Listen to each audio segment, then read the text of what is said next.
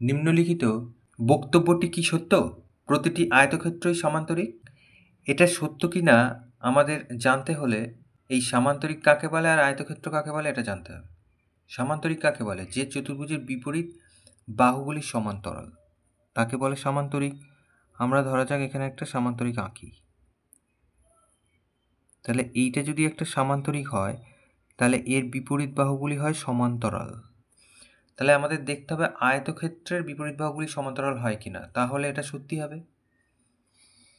তাহলে এখানে একটা আয়তক্ষেত্র আঁকি।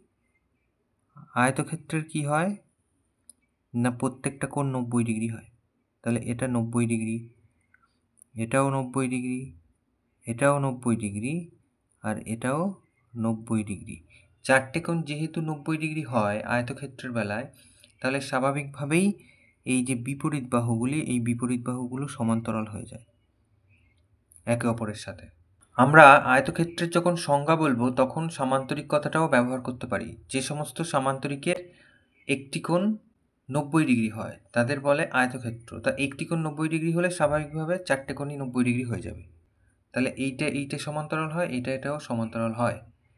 তাহলে এই বৈশিষ্ট্যটা সামান্তরিকের মধ্যে ছিল, তাহলে এটাও একটা সামান্তরিক বলতে পারি আমরা। তাহলে প্রতিটি আয়তক্ষেত্রই সমান্তরিক, এটা সত্যি কথা।